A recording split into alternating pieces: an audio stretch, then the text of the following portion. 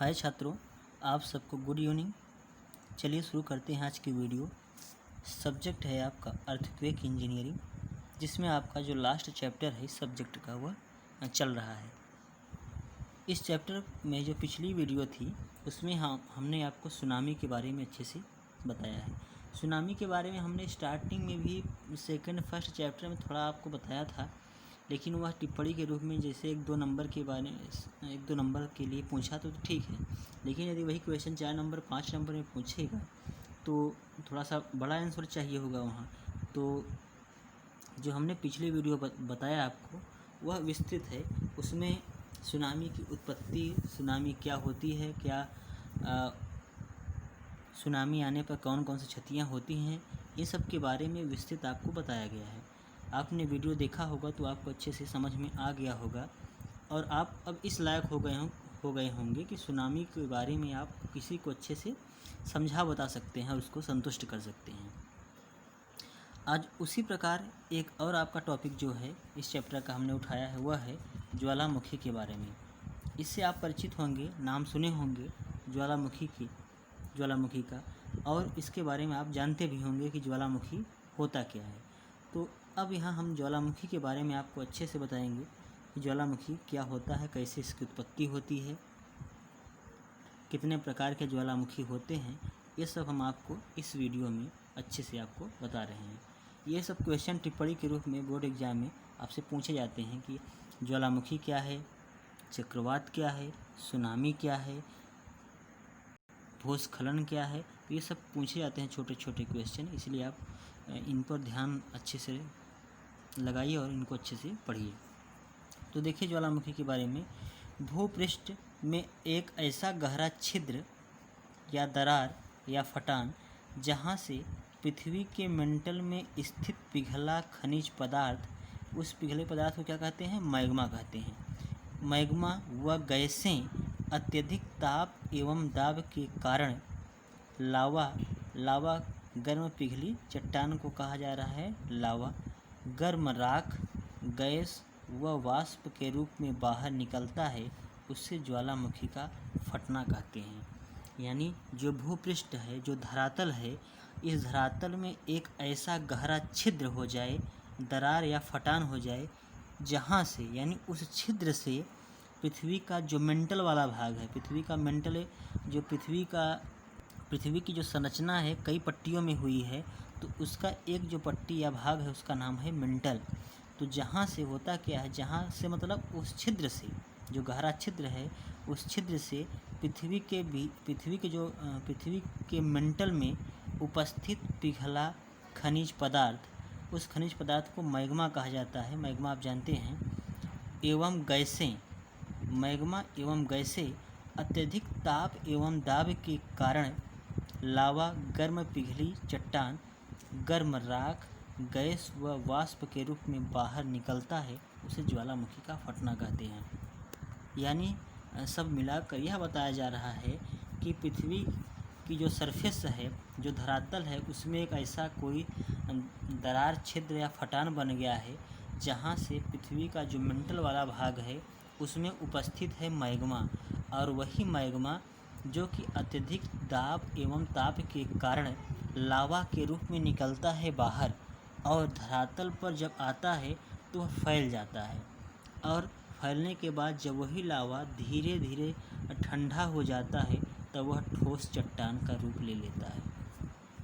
आगे देखिए, ज्वालामुखी से बाहर निकला लावा, जो ज्वालामुखी से बाहर निकलेगा लावा, छिद्र के चारों तरफ शंकु ढेर के रूप में बिखर जाता है। जो लावा निकला हुआ, लावा यह है जो कि मैग्मा लाल तप्त अवस्था में बाहर निकला, उसी को कहते हैं लावा। ये कोई दूसरा लावा नहीं है जो आप समझ रहे हैं, यह वही लावा है जो मैग्मा में जो पिघला हुआ द्रव है वह बाहर निकला छिद्र से, और वह छिद्र से जब निकला तो वह लाल तप्त स्थिति में था, और वही जब बाहर निकला मैग्मा तो उसी को कहते हैं लावा।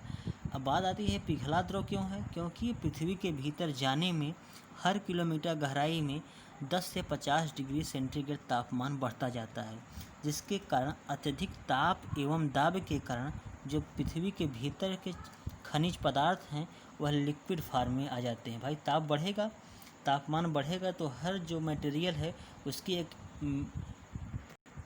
उसका एक पिघलन बिंदु होगा और हर वस्तु या पदार्थ एक निश्चित तापमान पर द्रव अवस्था में आ जाएंगे या पिघल के द्रव अवस्था में वह आ जाते हैं। तो वही आपका मैग्मा है जो लाल तप्त स्थिति में है और वह कहाँ स्थित है? मेंटल में। पृथ्वी की एक पट्टी है जो कि मेंटल, वहीं से लावा बाहर निकलता है, वहीं से यह मैग्मा बाहर निकलता है लावा के रूप में। तो यही ज्वालामुखी से जो बाहर निकला लावा है छिद्र के चारों तरफ शंकु ढेर के रूप में बिखर जाता है अथवा पहाड़ी की ढालों पर नीचे की तरफ बहने लगता है। यदि यही जो ज्वालामुखी है किसी पहाड़ी पर फटा तो पहाड़ी की ढाल पर से यह नीचे की तरफ बहने लगता है। इस तप्त लावा के सामने जो भी आता है सब नष्ट हो जाता है। जब यह लाल तप्त अवस्था में होता है तो इस समय इसका ताप बहुत अधिक होता है, क्योंकि अब सोचिए आप कि ताप इतना अधिक है कि जो चट्टानी पदार्थ है पृथ्वी के भीतर हैं वह द्रव अवस्था में आ गए हैं। अब सोचिए उसका ताप कितना अधिक है, तो इसके सामने जो भी पेड़ पौधे वनस्पतियाँ जीव जंतु जो भी आएंगे सब नष्ट हो जाते हैं। कुछ समय के पश्चात जब यही लावा धीरे धीरे ठंडा होता है तो यह ठोस चट्टान का रूप ले लेता है। भाई जो पृथ्वी का धरातल है यह कैसा है? ठंडा है। यहाँ का जो वायुमंडल एटमॉस्फेयर है वह शीतल है। तो होगा क्या कि धीरे धीरे जो यही लावा है ठंडा हो जाता है और ठंडा होने के बाद ठोस चट्टान का रूप ले लेता है और इसी से बनता है आपका आग्नेय चट्टान। आप बीएम में पढ़े होंगे आग्नेय चट्टान की उत्पत्ति ऐसे ही होती है। वही जब लाल तप्त अवस्था में लावा आया और धरातल पर ठंडा होकर जो ठोस चट्टान का रूप ले लिया वही आपका क्या है? आग्नेय चट्टान। और इसी आग्नेय चट्टान के विखंडन से टूटने फूटने से अवसादी चट्टान का निर्माण होता है। और जब यही आग्नेय चट्टान और अवसादी चट्टान की काया या मूल रूप ही चेंज हो जाती है और कोई दूसरा रूप ले लेता है तो उसे हम कायांतरित चट्टान कहते हैं। तो ये सब आप पीछे तो पढ़े ही हैं। आगे देखिए, ज्वालामुखी 3 प्रकार के होते हैं। जो ज्वालामुखी हैं यह कितने प्रकार के होते हैं? 3 प्रकार के। पहला है एक सक्रिय ज्वालामुखी, दूसरा है सुषुप्त ज्वालामुखी और तीसरा है शांत ज्वालामुखी। ये 3 प्रकार के ज्वालामुखी हैं। तो पहला यहाँ पर हेडिंग है आपका सक्रिय ज्वालामुखी। तो देखिए सक्रिय ज्वालामुखी में ऐसे ज्वालामुखी जिनसे हमेशा लावा बाहर निकलता रहता है, यानी ऐसे ज्वालामुखी जिनमें हमेशा विस्फोट होता रहता है। हमेशा का मतलब ये कि महीने 2 महीने में हमेशा उससे क्या होता रहता है, 15 दिन 20 दिन के अंतराल पर हमेशा उसमें विस्फोट होता रहता है, ज्वालामुखी फटता रहता है और वहाँ से लावा हमेशा बाहर निकलता रहता है।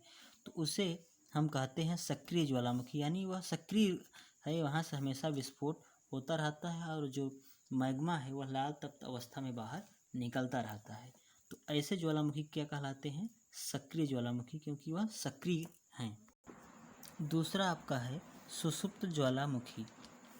सुषुप्त ज्वालामुखी ऐसे ज्वालामुखी होते हैं जिनसे पूर्व में विस्फोट हो चुका है, जिनसे लावा एक बार बाहर निकल चुका है, लेकिन उनमें कई वर्षों के बाद पुनः विस्फोट होता है, यानी रुक रुक कर ज्वालामुखी फटते हैं। यानी एक बार लावा बाहर निकला, फिर वह कई साल के बाद शांत रहा, फिर 2 साल 4 साल 10 साल के बाद पुनः विस्फोट हुआ, फिर लावा निकला, यानी रुक रुक कर इसमें विस्फोट होता है। तो ऐसे ज्वालामुखी सुषुप्त ज्वालामुखी कहलाते हैं। यानी इनसे लगातार विस्फोट नहीं होता है। इनमें एक बार विस्फोट हो गया तो कई सालों के बाद 10 साल 20 साल 50 साल के बाद पुनः क्या हुआ, एक बार विस्फोट हुआ, तो यहीं फिर उसके बाद 20-30 साल के बाद विस्फोट हुआ। तो ऐसे ज्वालामुखी कहलाते हैं आपके सुषुप्त ज्वालामुखी। लेकिन ऐसे ज्वालामुखी जो हमेशा सक्रिय हैं उनसे हर 2 महीने 4 महीने साल 2 साल 3 साल में विस्फोट होते रहते हैं, तो ऐसे ज्वालामुखी सक्रिय ज्वालामुखी कहलाते हैं। तीसरा आपका है शांत ज्वालामुखी। शांत ज्वालामुखी ऐसे ज्वालामुखी होते हैं जिनसे पूर्व में विस्फोट हो चुका है, यानी वे ज्वालामुखी पूर्व में फटे हुए हैं और काफ़ी लंबे समय से वे शांत हैं, अर्थात वे फट नहीं रहे हैं।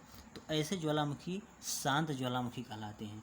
यानी उनसे पूर्व में विस्फोट हो चुका है लेकिन कई वर्षों बीत गए हैं, 50 वर्ष 100 वर्ष 200 वर्ष बीत चुके हैं और उनसे विस्फोट आज तक नहीं हुआ है। तो ऐसे ज्वालामुखी कहलाते हैं आपके शांत ज्वालामुखी। और सुषुप्त ज्वालामुखी ऐसे ज्वालामुखी हैं जिनमें 10, 20, 30 सालों के बाद होता क्या है कि पुनः विस्फोट हो जाता है, तो वे सुषुप्त ज्वालामुखी कहलाते हैं। और ऐसे ज्वालामुखी जो सक्रिय हैं उनसे हमेशा विस्फोट होता रहता है, हमेशा पिघला जो लावा है मैग्मा वह बाहर निकलता रहता है, तो सक्रिय ज्वालामुखी कहलाते हैं। तो ये 3 प्रकार के जो ज्वालामुखी थे हमने आपको बताया, ये आपको अच्छे से समझ में आ गए होंगे कि तीनों ज्वालामुखी क्या हैं और तीनों में क्या अंतर है। आगे देखिए, नोट यहाँ करके बताया गया है कि भारत में 2 सक्रिय ज्वालामुखी हैं। भारत देश में, जो अपना देश भारत है, यहाँ पे 2 सक्रिय ज्वालामुखी हैं। एक है बैरन और एक है नारकोंडम। बैरन और नारकोंडम, और दोनों ही ज्वालामुखी जो हैं अंडमान निकोबार द्वीप समूह में स्थित हैं। भारत में 2 सक्रिय ज्वालामुखी हैं, एक बैरन है और एक है नारकोंडम। ये आप जीके के पॉइंट से भी महत्वपूर्ण है, आप इसको याद रखिए कि 2 सक्रिय ज्वालामुखी हैं, एक है बैरन और एक है नारकोंडम, और दोनों ही कहाँ स्थित हैं? अंडमान निकोबार द्वीप समूह में स्थित हैं। अंडमान निकोबार द्वीप समूह की राजधानी पोर्ट ब्लेयर है, पोर्ट ब्लेयर।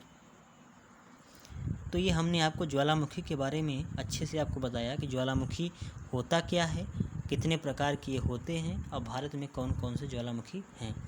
आपको अच्छे से समझ में आ गया होगा अब कि ज्वालामुखी होता क्या है और प्रत्येक प्रकार के ज्वालामुखी जो हैं उनमें क्या अंतर है और कब कब उनमें विस्फोट होता है, तो ये आपको अच्छे से समझ में आ चुका है। आपसे कोई पूछे तो ये जो पिघला मैग्मा जो है यह बाहर निकलता है, तो यह क्यों लिक्विड फॉर्म में है, तो आप आंसर यही बताइएंगे कि जो पृथ्वी के भीतर जाने में हर किलोमीटर गहराई पर 10 से 50 डिग्री सेंटीग्रेड जो तापमान है वह इंक्रीज करता है, यानी तापमान बढ़ता है। और धीरे धीरे जब तापमान हर किलोमीटर पे बढ़ता जा रहा है तो पृथ्वी के भीतर जो भी पदार्थ हैं वह क्या हो जाते हैं, जो अभी तक ठोस रूप में थे वह पिघल कर द्रव अवस्था में आ जाते हैं और उसी को कहते हैं मैग्मा। और यह मैग्मा कहाँ स्थित है? यह मैग्मा जो मेंटल वाली परत है वहीं पर स्थित है। और मेंटल जो है पृथ्वी सतह से लगभग 2900 किलोमीटर की गहराई पर स्थित है। अब सोचिए आप, 2900 किलोमीटर गहराई काफ़ी अधिक होती है, तो इतना नीचे जाने पर तापमान तो बहुत अधिक बढ़ जाएगा, तो जो भी पदार्थ हैं वह लिक्विड फॉर्म में आ जाते हैं। तो वही जब मैग्मा पृथ्वी के फटान दरार छिद्र से बाहर निकलता है, अब धरातल पर जब आ जाता है तो ठंडा होकर ठोस चट्टान का रूप लेता है। एक बात यहाँ और ध्यान रखने योग्य है कि ज्वालामुखी के मुख को क्या कहते हैं। जो ज्वालामुखी है भाई, ये पृथ्वी मान लीजिए है, तो यहीं से मान लीजिए आपका ये लावा निकला, ये दरार छिद्र फटान है, यहीं से आपका पिघला मैग्मा निकला और बाहर क्या हो गया? इकट्ठा हो गया। ऊपर जो है, जो धुआं वाष्प यह सब बाहर निकलते हैं, जब ज्वालामुखी फटता है तो धुआं वाष्प ये सब बाहर निकलते हैं। तो जहाँ से यह मैग्मा निकला, इस मुख को कहते हैं, ज्वालामुखी के मुख को। इम्पॉर्टेंट क्वेश्चन है, याद रखिएगा, जीके के क्वेश्चन से भी इम्पोर्टेंट है ये। ज्वालामुखी के मुख को कहा जाता है क्रेटर। ज्वालामुखी के मुख को कहते हैं क्रेटर। तो ये आपको अच्छे से समझ में आया होगा। इसके आगे की क्लास को हम आपसे अगले वीडियो में चर्चा करेंगे। Okay, thank you.